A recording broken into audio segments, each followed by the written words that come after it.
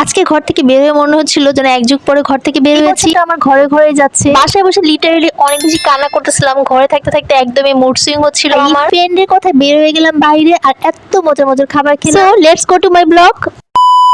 আসসালামু আলাইকুম এভরিওয়ান, কেমন আছো তোমরা সবাই? আলহামদুলিল্লাহ আমি ভালো আছি। আজকের ওয়েদারটা এত এত এত বেশি সুন্দর ছিল, আর এত সুন্দর করে বাতাস বইতেছিল। এইরকম ঠান্ডা সুন্দর ওয়েদারে কিন্তু বাইরে ঘুরতে, মানে রিক্সা দিয়ে ঘুরতে অনেক বেশি ভালো লাগে। সকাল থেকে লিটারেলি মনটা অনেক বেশি খারাপ লাগতেছিল। কি করব কিছুই বুঝে উঠতে পারতেছিলাম না। সো সকাল থেকে আমি টিকটক করা শুরু করে দিয়েছি। বাসায় এত বেশি কাজ থাকে, মানে কাজ কিন্তু একা একা করলে অনেক বেশি মনে হয়। তো যদি একটু নেচে কিনে কাজ করি তাহলে মনে হয় কাজই মনে হয় না। মোস্ট অফ দ্য টাইম যখন কাজ করি তখনই ভিডিও করি, তো আমার একটা ব্লগও হয়ে যায়, সাথে কাজও হয়ে যায়। এই জন্য আমার ভালো লাগে কাজ করতে। কাজকে আমার মনে হয় বিশাল বড় বোঝা। গাইস এত কাজ মনে হয় যেন শেষই হচ্ছে না। সোফার উপরে এত এত বেশি কাপড়, সবাই মিলে কাপড় জমাতে জমাতে অনেক বেশি কাপড় হয়ে গেছে। তো কাপড়গুলো ভাঁজ করতেছিলাম আজকে। আর নতুন একটা ট্রেন্ডিং সং বের হচ্ছে, দাঁড়াও তোমাদেরকে একটু শোনাচ্ছি।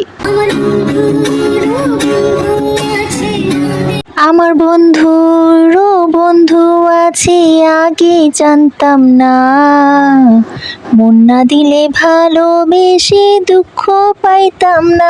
এই ট্রেন্ডিং সংটা বারবার শুনতেছি, আর আমার মনে একদমই লেগে গেছে। প্রত্যেকটা লাইন যেন অনেক বেশি সুন্দর, মনে হয় যেন মনের কথাগুলো বলতেছে। বিকালবেলা বের হয়ে গিয়েছিলাম ফ্রেন্ডের সাথে বাইরে কিছু খাওয়া দাওয়া করার জন্য। তো আজকে আমরা তালতলা গিয়েছিলাম খাইতে। এই যে দেখো আমার this is the my look. আমার এত মন খারাপ ছিল, মানে আমাকে দেখতেও কিন্তু অনেক বিষণ্ণ লাগতেছিল। সে তো আমাকে দেখে বলেই দিয়েছে তোমার মন এত খারাপ কেন, মানে তুমি এত শুকায় গেছো কিভাবে। ঘরে থাকতে থাকতে গাইস, ঘরে থাকতে থাকতে আমি শুকায় গেছি। আমি আসলে ঘরে থাকতে বেশি বোর হয়ে যাই।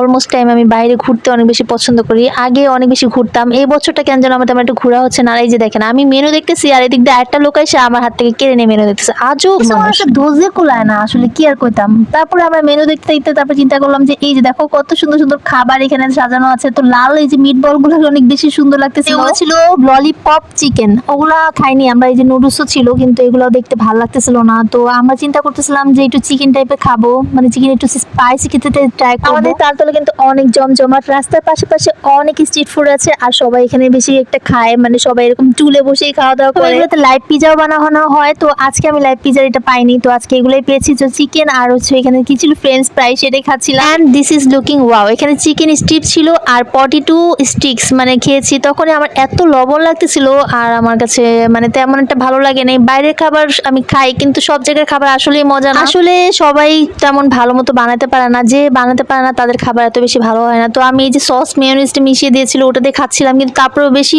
আলুগুলোতে অনেক বেশি লবণ লাগতেছিল, মানে ফ্রেঞ্চ ফ্রাইতে। আর চিকেন গুলাতে তেমন একটা ভালো লাগে নাই, চিকেন গুলা ঝাল কম ছিল। যাই হোক যেমনই হোক, তো আজকে বিকালে বের হতে পেরে অনেক বেশি ভালো লাগতেছিল। আর এই যে দেখো এই দোকানটা থেকে আমরা খাওয়া দাওয়া করতেছিলাম, আর এই আপুটা এরকম করে বানাইছিল। পরে চিন্তা করলাম যে স্বপ্ন থেকে একটা আইসক্রিম খাই, তো কোন আইসক্রিমটা খেতে গিয়েছি। তো এখানে যে দেখি এত বড় একটা লাইন। স্বপ্নতে এত ভিড় থাকে মোস্ট অফ দ্য টাইম, আর এখানে মানে প্রতি সময় সবসময় এরকম ভিড় থাকে। বিকাল টাইম ছিল আজকে, তারপরে ভিড় ছিল। সিরিয়াসলি আমি একটা আইসক্রিমে বিল দিব, সেটার জন্য আমাকে পুরো 15 থেকে 20 মিনিট দাঁড়িয়ে থাকতে হয়েছে, মাত্র 60 টাকা বিলের জন্য। পরে চিন্তা করলাম যে আসলে আমার এখান থেকে স্বপ্ন থেকে আইসক্রিম কেনাটাই উচিত হয় না। আমার কাছে ফুড রিভিউ তেমন একটা ভালো লাগে না। এটা কিন্তু চায়ের বাড়ির ঠিক অপোজিটেই ছিল। চায়ের বাড়িতে আমরা সবসময় চা খাওয়া দাওয়া করি, মানে চাটা অনেক বেশি মজা হয়। তো এখানে আজকে আমরা চা খাইনি, আজকে শুধু আইসক্রিম খেয়ে বাসায় ফেরত আসছি। যারা যারা এতক্ষণ ধরে দেখতেছো তারা অবশ্যই এটা লাইক দিয়ে, যারা ইউটিউব থেকে দেখতেছো তারা সাবস্ক্রাইব করে দিও। Thanks for watching, tata.